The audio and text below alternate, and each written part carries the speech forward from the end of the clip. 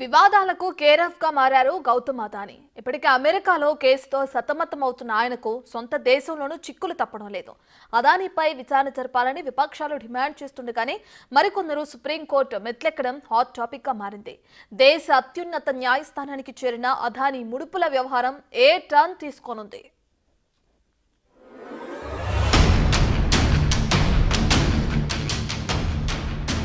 గౌతమ్ అదానీ భారత ఆర్థిక వ్యవస్థ, భారత రాజకీయ రంగంలో దాదాపుగా విడదీయలేని పేరు.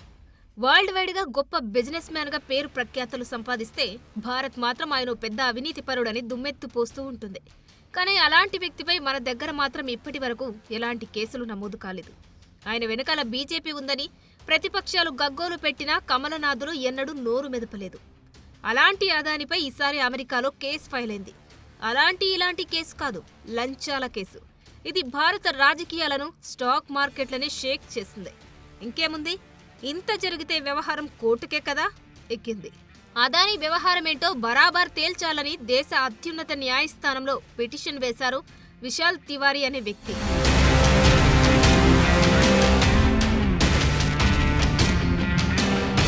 సోలార్ పవర్ ఒప్పందాల కేసు వ్యవహారం ఇప్పుడు సుప్రీంకోర్టు మెట్లెక్కింది. ఈ ముడుపుల వ్యవహారంపై విచారణ చేపట్టాలంటూ విశాల్ తివారీ పిటిషన్ వేశారు.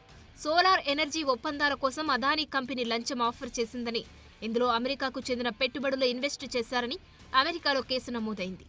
ఇప్పుడు సుప్రీంకోర్టులో పిటిషన్ వేసిన విశాల్ తివారీ హిండెన్బర్గ్ రిపోర్టు పైన దర్యాప్తు కోరారు. దీనిపై సోమవారం విచారణ చేపట్టాలని మెన్షన్ చేశారు.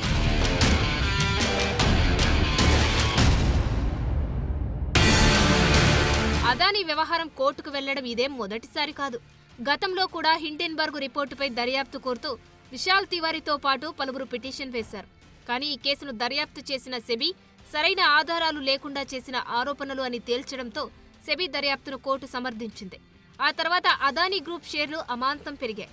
ఇప్పుడు మరోసారి అదానీ వ్యవహారం కోర్టుకు ఎక్కడంతో ఏం చేస్తారన్నది ఇంట్రెస్టింగ్ గా మారింది.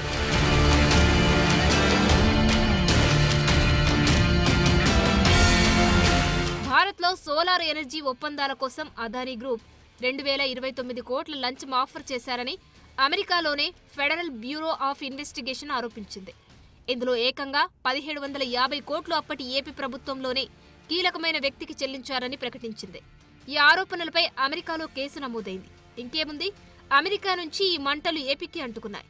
ఓవైపు అదానీ గ్రూప్ షేర్లు పతనమవ్వడం, అదానీ ప్రాజెక్టులను ఆయా దేశాలు రద్దు చేసుకోవడం చకచకా జరిగిపోతున్నాయి. సొంత దేశంలోనే అదానీపై విమర్శలు భగ్గుమన్నాయి. ఇక సోమవారం నుంచి మొదలయ్యే పార్లమెంటు సభా సమావేశాల్లో కూడా అదానీ ప్రస్తావన తీసుకురానున్నాయి విపక్షాలు. ఇప్పటికే దీనిపై కాంగ్రెస్ ప్రకటన చేసింది. మరి ఈ వ్యవహారాన్ని అధికారిక పార్టీ ఏ విధంగా హ్యాండిల్ చేస్తుంది అన్నది ఉత్కంఠగా మారింది. మరోవైపు అదానీపై వస్తున్న ఆరోపణల్లో నిగ్గు తేల్చాలని సుప్రీం తలుపు తట్టారు పిటిషనర్లు. దీంతో అందరి చూపు సుప్రీం వైపే ఉంది. ఇక న్యాయస్థానం ఏం చెప్పబోతుంది అన్నది ఆసక్తికరంగా మారింది.